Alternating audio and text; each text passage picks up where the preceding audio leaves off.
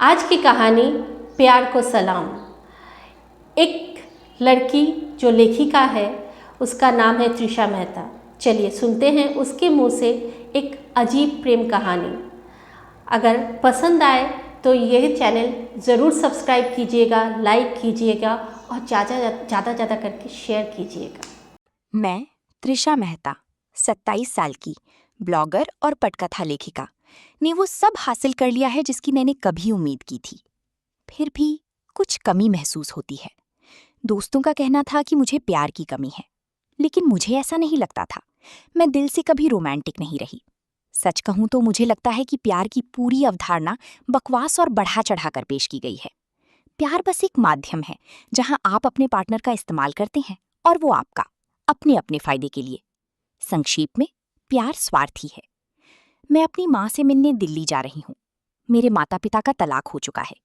पापा चंडीगढ़ में अपने पार्टनर के साथ रहते हैं और माँ दिल्ली में एक बिजनेसमैन से शादी करके रह रही हैं। हर साल माँ अपनी जन्मदिन पर मुझे बुलाने के लिए टिकट भेजती हैं। आमतौर पर मैं टाल देती हूँ क्योंकि मुझे माँ और उनके पति को साथ देखना अच्छा नहीं लगता। इस बार मैंने हाँ कर दी क्योंकि दिल्ली में एक जरूरी ब्लॉगर्स मीट भी है और मुफ्त में ट्रिप मिल जाए, इससे अच्छा क्या हो सकता है। मुझे हैरानी है कि इस बार उन्होंने मेरी उड़ान भाई, एरोफोबिया को समझा और फ्लाइट की बजाय फर्स्ट क्लास ट्रेन का टिकट भेजा। मैं अपना लैपटॉप खोलती हूँ ब्लॉग अपडेट करने के लिए। तभी मेरे केबिन का दरवाजा खुला होता है और लगभग 30 साल का एक आदमी अंदर आता है। हम एक दूसरे को देखकर मुस्कुराते हैं। वो सामने वाली सीट पर बैठ जाता है और अपना लैपटॉप निकालकर काम में लग जाता है। कुछ मिनट बाद वो पूछता है, आदमी, हाय, दिल्ली कब पहुंचेंगे? मैं, सुबह 10:30 बजे। मुझे महसूस होता है कि वो मुझे देख रहा है। फिर वो पूछता है, आदमी, तो आप क्या करती हैं?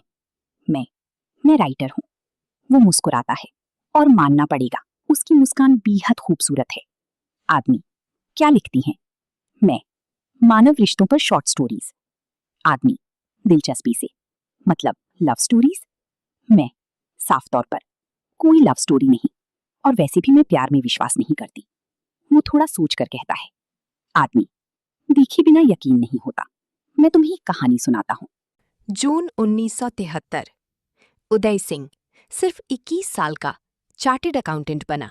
अपने गांव का पहला लड़का जिसने इतनी पढ़ाई की। लेकिन परिवार खुश होने की बजाय दुखी था क्योंकि वो अब किसान नहीं बनेगा। उदय कलकत्ता जाना चाहता था और बैंक में नौकरी करना चाहता था। माता पिता ने एक शर्त पर हामी भरी, पहले शादी। कुछ ही दिनों में लड़की भी मिल गई, आशा। उदय अपनी बुआ के गांव गया। वहां उसने एक साधारण कपड़ों में लड़की को बर्तन धोते देखा, लेकिन उसकी हरी आंखें बेहद खूबसूरत थीं। वही लड़की बाद में उसे खेलते हुए भी दिखी। उसकी हंसी मन मोह लेने वाली थी। जब वो आशा से मिलने गया, उसका ध्यान कहीं और था, वही हरी आंखों वाली लड़की। अंत में उसने कहा, उदय, मैं उसी लड़की से शादी करूंगा। सब चौंक गए। वो लड़की थी सरिता, गरीब परिवार से। लेकिन उदय अड़ गया। उदय, या तो सरिता या कोई नहीं। आखिरकार शादी हो गई, मंदिर में, सादगी से। कलकत्ता आने के बाद सरिता की मासूमियत हर दिन सामने आती रही। वो शहर देखकर हैरान थी। उसने कभी फिल्म नहीं देखी थी। जब आनंद देखी तो राजेश खन्ना की मरने पर सच में रो पड़ी। उदय उसकी मासूमियत पर मोहित होता गया। वे साथ हंसती, घूमती, छोटी छोटी पलों में खुशियां ढूंढती। समय बीता। उन्होंने शादीशुदा जीवन को धीरे धीरे समझा, अपनाया, और फिर एक बेटी अगस्त्य का जन्म हुआ। उदय अपने करियर में ऊंचाइयों पर पहुंचता गया, लेकिन उसका प्यार कभी नहीं बदला। वे झगड़ते भी थे, पर उन झगड़ों में भी प्यार था। सालों बाद अगस्त्य अमेरिका चला गया। सरिता बीमार रहने लगी। जांच में पता चला, ब्रेन ट्यूमर, 4था स्टेज। उदय टूट गया। वो उसे बचा नहीं सका।